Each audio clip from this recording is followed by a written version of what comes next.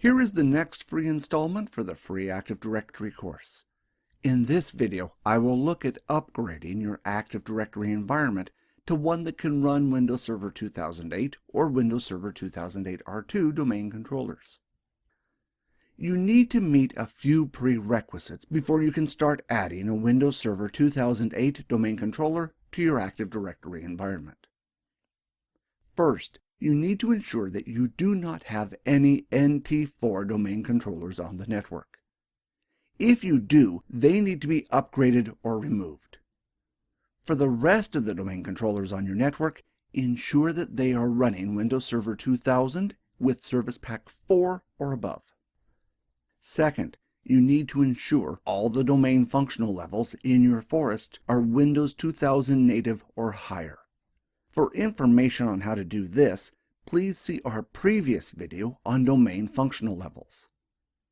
Third, you need to ensure that your forest functional level is set to Windows Server 2000 or higher. Once again, see our previous video on forest functional levels on how to achieve this. Finally, make sure that you are a member of the Schema, Enterprise, and Domain Administrators groups. In large organizations, this may not be possible, and you may need to have someone in these groups perform some of the steps required. Once you meet these prerequisites, you are ready to start preparing your environment for your first Windows Server 2008 domain controller. To prepare your Active Directory environment for your first Windows Server 2008 domain controller, you need to run a tool called AD-Prep. This is located on the Windows Server 2008 DVD in the Support directory. This will prepare your forest and your domain for Windows Server 2008. If you are installing your first Windows Server 2008 R2 domain controller in an environment with Windows Server 2008 domain controllers, you only need to perform the first two steps below.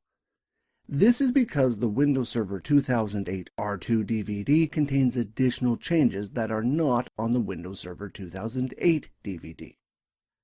If you are not planning to install R2 domain controllers, only Windows Server 2008 domain controllers, I would still use the copy of AD-Prep found on the R2 DVD if you have it. This will make your environment ready for the R2 domain controllers when you decide to deploy them. It is safe to do this as AD-Prep only expands and prepares your environment for new features. It does not affect the way your current environment will run. It is not uncommon in large environments for these changes to be made months before the first 2008 domain controller is deployed. First of all, you need to run AD-Prep/ForestPrep. This will make changes to the schema to make it ready for new features.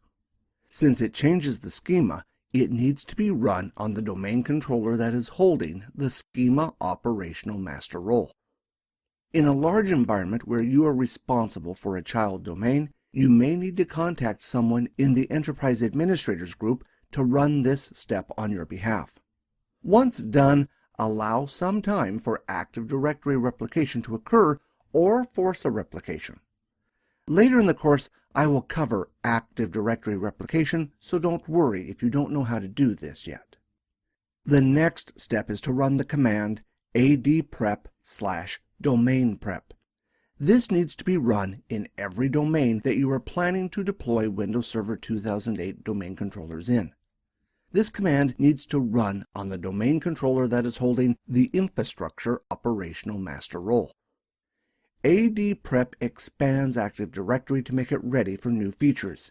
If you run the AD-Prep command a second or even third time, this will not affect your current environment. If you are not sure, run the command again. These steps make changes to the Active Directory environment in order to get it ready for new features. They do not affect the running of your current environment. You could make the changes and not add any Windows Server 2008 domain controllers for months or even years. The next command is the same as the last, but adds the /gpprep. This command prepares the domain to run a feature called Resultant Set of Policy Planning Mode, amongst other things. The next command is optional. If you are planning to deploy read-only domain controllers, a topic I will cover in a lot of detail in later videos, you need to run adprep/rodcprep. If you are not planning on deploying any read-only domain controllers, you can skip this step. In my opinion, it does not hurt to run the command even if you are currently not planning to deploy any read-only domain controllers. If you change your mind later on, Active Directory will be ready. I will now change to my Windows Server 2003 domain controller to demonstrate how to upgrade it to Windows Server 2008 R2. First of all, I need to check that the forest level is set high enough to support the upgrade. To do this, open Active Directory Domains and Trusts from the Administrative Tools under the Start menu. Then right-click the domain and select Raise Forest Functional Level. In this case, the forest functional level is set to Windows Server 2000 Native, which is the lowest forest functional level to which it can be set in order to make your Forest Server 2008 ready. If you do need to raise the forest functional level, it is a good idea to give the forest some time to replicate the changes before performing the next steps. If I exit out of Active Directory and Trusts, I next need to check if this domain controller is holding the Schema Operational Master role. To do this, first install the Schema Snap-in by running the command reg svr32 schm mgmt.dll.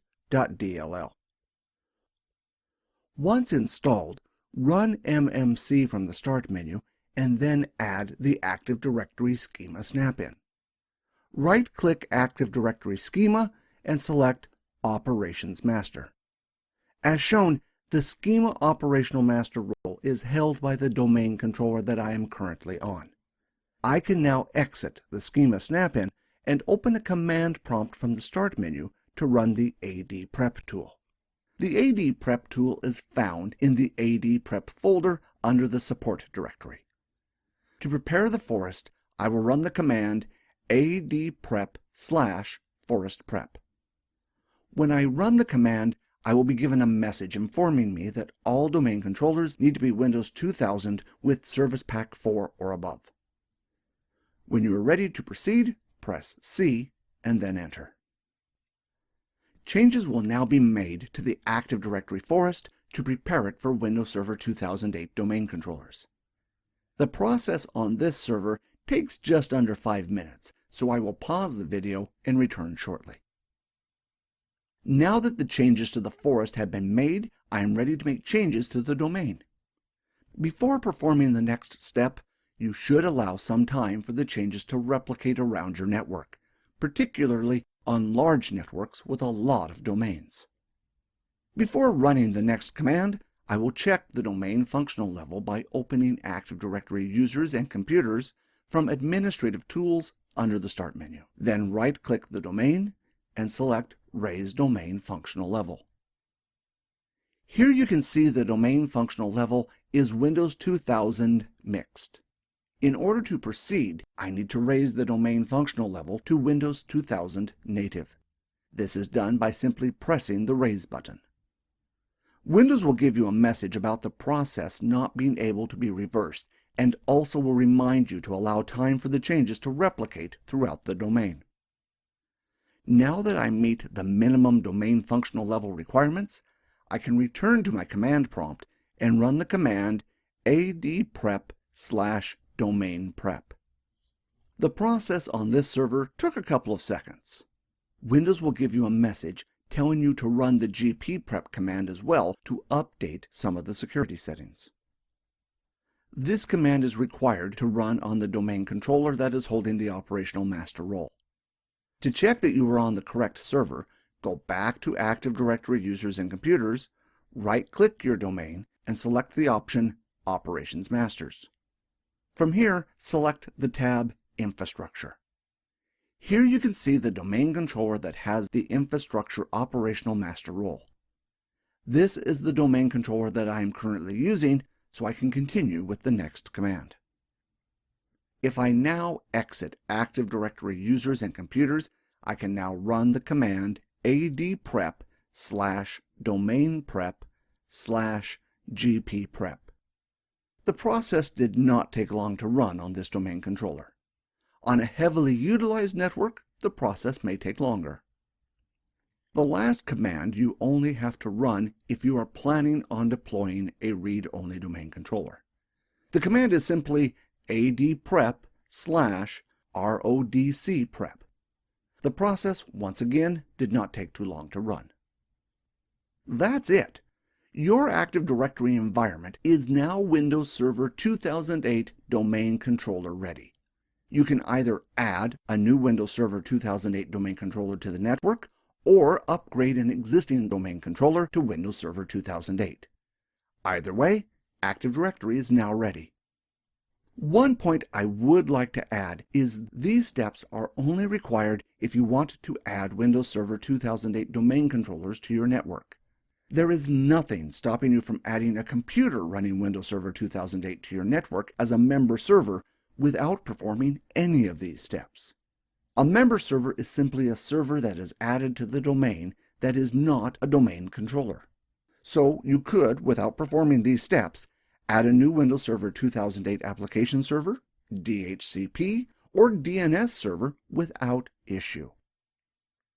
In the next video, I will look at adding a child domain to the Active Directory forest.